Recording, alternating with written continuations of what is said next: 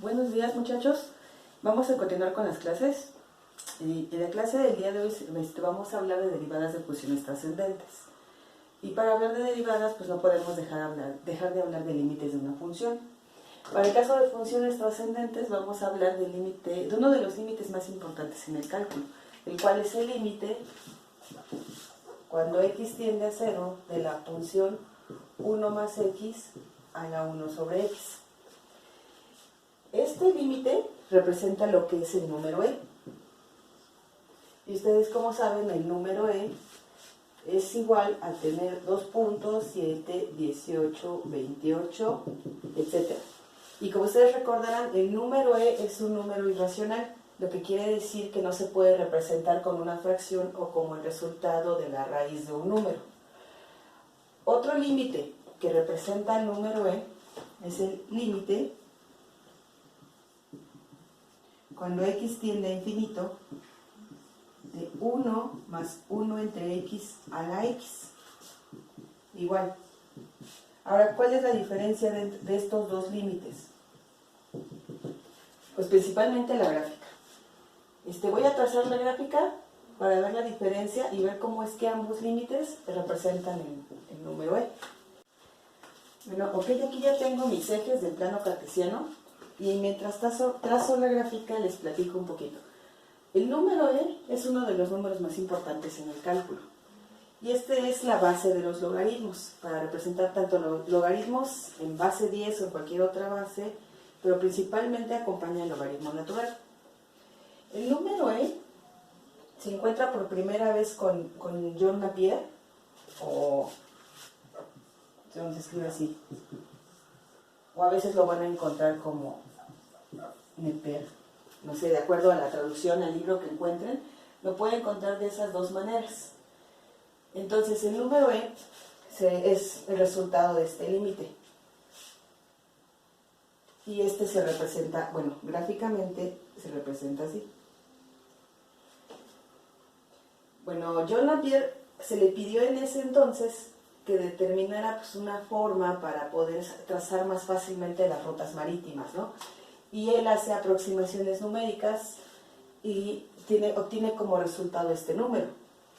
Entre sus anotaciones ahí viene este número y lo usa para eso. Es una aplicación que se le da geométricamente para trazar rutas marítimas de una manera más sencilla. Y de hecho él es el que empieza a trazar las tablas de logaritmos.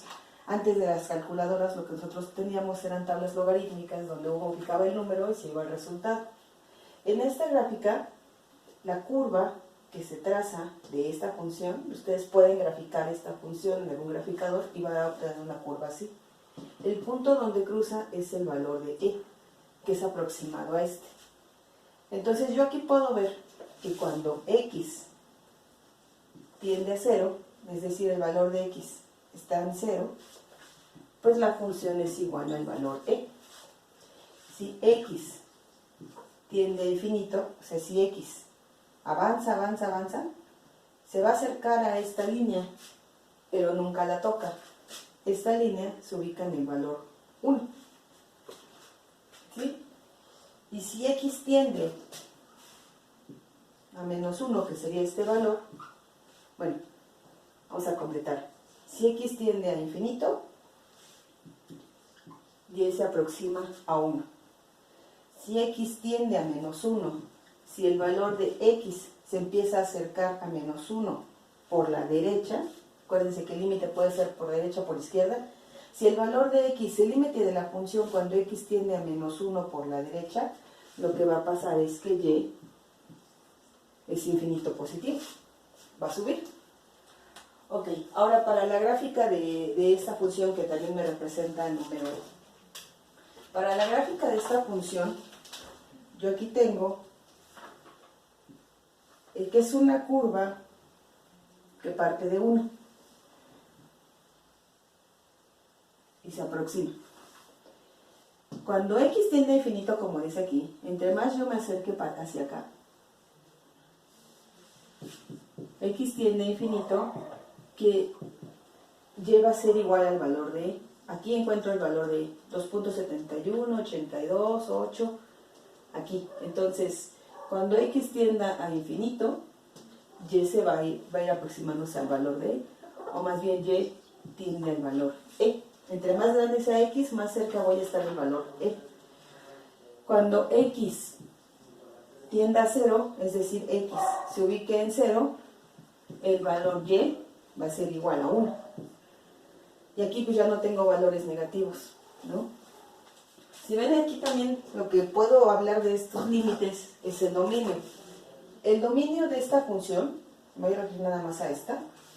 Si hablo del dominio, estoy hablando del conjunto de x que pertenecen a los números reales, tal que x va desde menos 1 a infinito.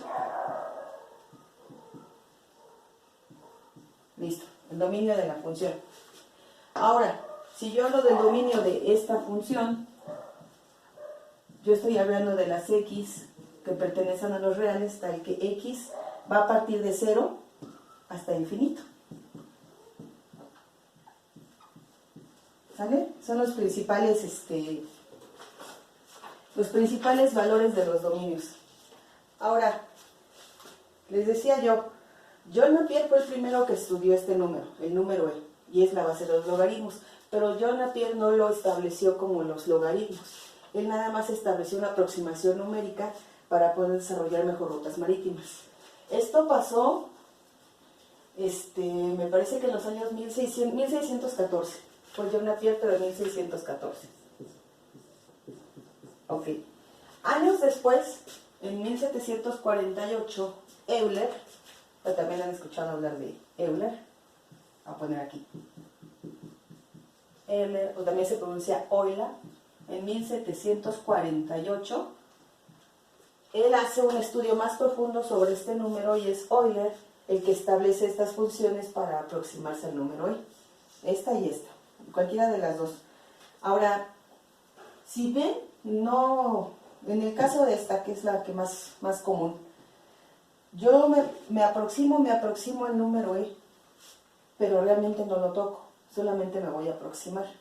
Y el número e no tiene no tiene fin, o sea, es una sucesión numérica, pero no es repetitiva, por eso no se puede representar como una fracción, tampoco es el resultado de una raíz. Por eso les decía, es un número irracional. Y tiene nombres equivalentes, ¿no? Debido a los estudios que hicieron y a las representaciones que les han dado, el número e se le conoce con diferentes formas. O sea, ¿qué otros nombres se pueden encontrar el número e? Vamos a poner aquí sus nombres. Sus nombres como tal, número e. Así lo van a encontrar, ¿no? También se conoce como el número o constante de Euler, porque pues, él fue el que le designó su función. O también el número de Napier. Esto en honor a quienes lo estudiaron primero y lo determinaron primero. Comúnmente lo van a conocer así, número de e. Y así es como lo van a trabajar. ¿En qué se utiliza? Pues en logaritmos, que ahorita vamos a ver brevemente cómo funciona el número e ya trabajando con logaritmos. Ok, continuando con el número e tiene diferentes aplicaciones, no nada más se utiliza pues, en el área matemática o en cálculo en sí, ¿no? Se utiliza en economía para determinar el interés compuesto.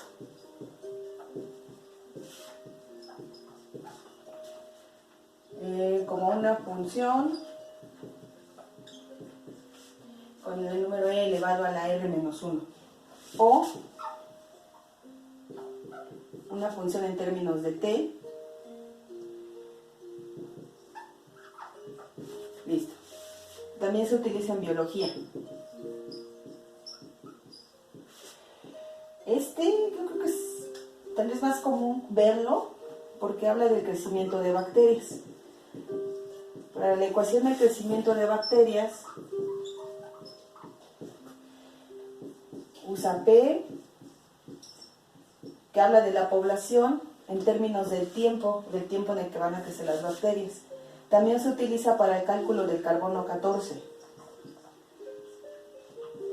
que porque el carbono 14 principalmente en biología se utiliza para ver qué tan antiguos son normalmente tal vez los cuerpos cuando los encuentran ya después de un tiempo que llevan de descomposición o cuando están encontrando vestigios en pirámides, les hacen la prueba del carbono 14 y pueden determinar la antigüedad de lo que hayan encontrado. Eso es el material orgánico.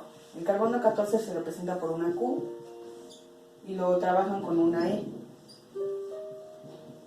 en función del tiempo, ¿no? Para determinar el tiempo que ha transcurrido. También se utiliza en matemáticas.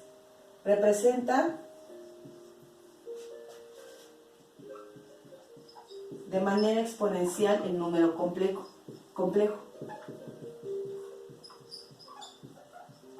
Los números complejos lo va a representar como una C, ¿no? Es la representación del número complejo.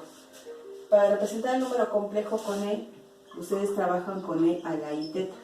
Esto ya lo vieron en alguna otra asignatura, que es igual al coseno del ángulo más I veces el seno del ángulo, que es el número real y el número complejo, pero se representa con la forma exponencial. Y cuando estudian ustedes variable compleja, les explican que el E a la I teta es el número de Euler, o que van a representar el número complejo con el número de Euler. También en matemáticas, el número E nos ayuda a definir funciones hiperbólicas. De funciones hiperbólicas. ¿Cuáles son las funciones hiperbólicas? Las funciones hiperbólicas son las funciones trigonométricas. Hiperbólicas se les llama así. Tal vez las han visto, ¿no? Por ejemplo, voy a poner una. Tangente hiperbólica del ángulo. Tangente H, es tangente hiperbólica. Entonces siempre que vean ustedes una tan H o sen H, cos H, están hablando de tangente hiperbólica, seno hiperbólico, coseno hiperbólico. Y esos se definen utilizando E.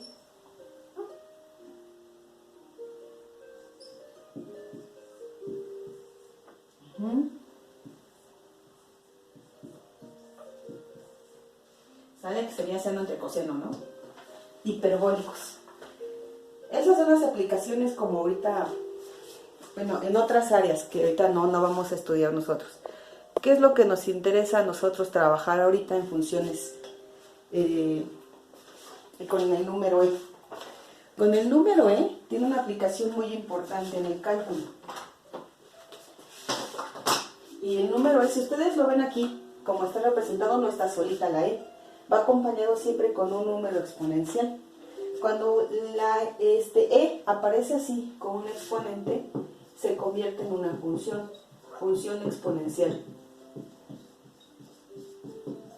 ¿Ok? Entonces, una cosa es tener el número E solito, que sería E igual a 2.7128182824, etc. Este es el número E. Pero cuando yo a este número le pongo como exponente una función, entonces ya estoy hablando de una función exponencial. Es un número elevado a una potencia, la cual es una función. Si ven en todas, no le estoy poniendo un número como tal, le estoy poniendo una variable. Variable tiempo, aquí R. Entonces quiere decir que yo estoy trabajando con un número que está elevado a una función, por eso se llama función exponencial. Entonces yo lo que voy a poner, bueno, esa función se representa así, el número E elevado a una función. Y como habíamos visto, E elevado a la función es igual al límite, que es el que me da el resultado del número E. Pero como aquí ya no estoy hablando del número E solito y estoy hablando de una función, lo voy a representar así, a la N. ¿Sale? E a la X es el límite cuando n tiende a infinito de 1 más X entre n elevado a la n. Esta es la representación del número E, pero ya hablando de funciones. ¿Sale? Entonces, la función en X de E elevado a la X es igual a eso. Gráficamente, como se ve, eje Y, eje X. ¿Sí?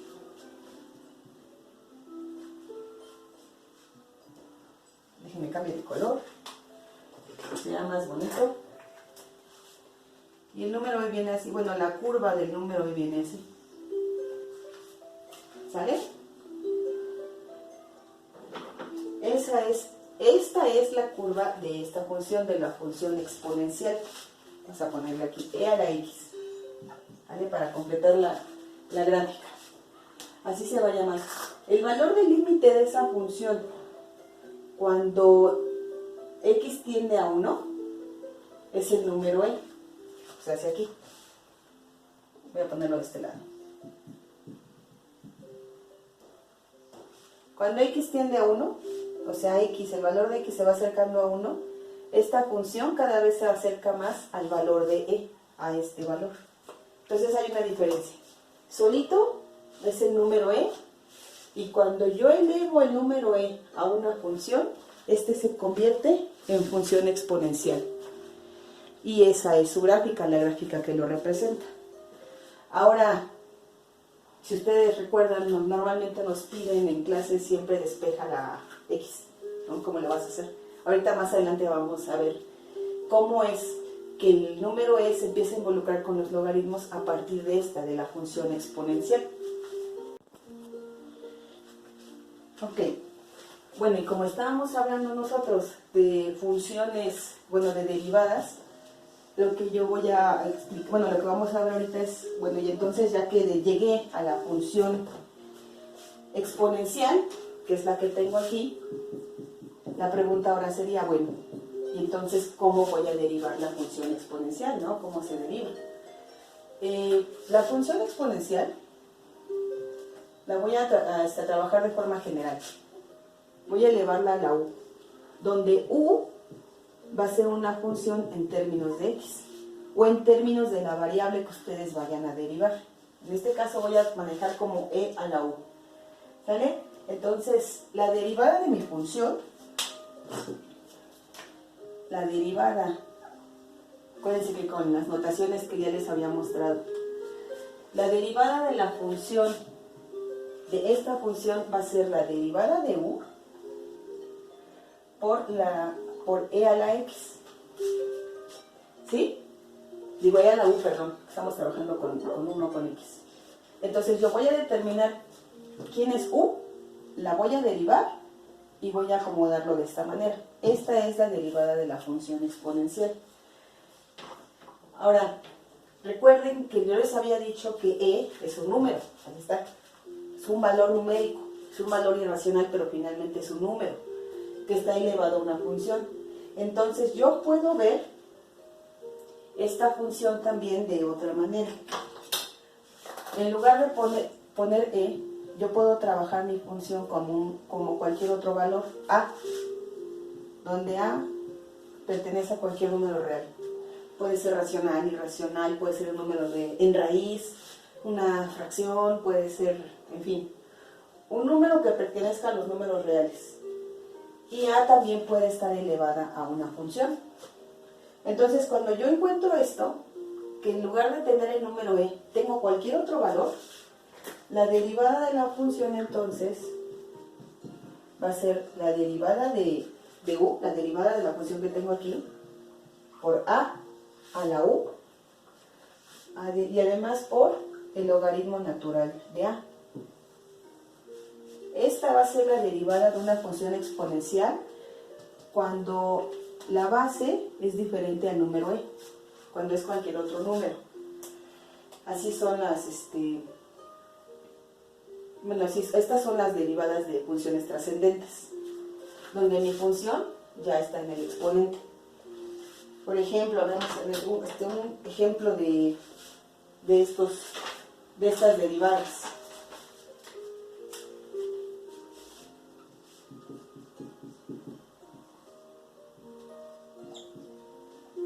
Por ejemplo, así. Este ejemplo, vamos a ponerle aquí ejemplo. Este ejemplo corresponde a esta función. No tengo el número e, tengo el número a. Mi función, ¿quién es? 2x al cuadrado. Entonces yo defino u es igual a 2x al cuadrado. A es igual a 3. Voy a aplicar entonces esta fórmula de derivada. U es igual a 2x al cuadrado. entonces quieres la derivada de la función. Ah, pues 2 por 2, 4. Parece que bajo el exponente, multiplico por el número que tengo aquí y al exponente le resto 1. 2 menos 1. Entonces 2 por 2, 4. 2 menos 1, 1. La derivada es 4x. Ya tengo los elementos necesarios para trabajar con la fórmula de la derivada. Y entonces, la fórmula dice que u', la derivada de u, 4x, por a a la u, que sería pues mi función, ¿no? 3 a la 2x cuadrada, por el logaritmo de a, por el logaritmo natural de 3a, sin el exponente solito. Ok, entonces, pues vamos a ver un ejemplo, pero ahora con esta función.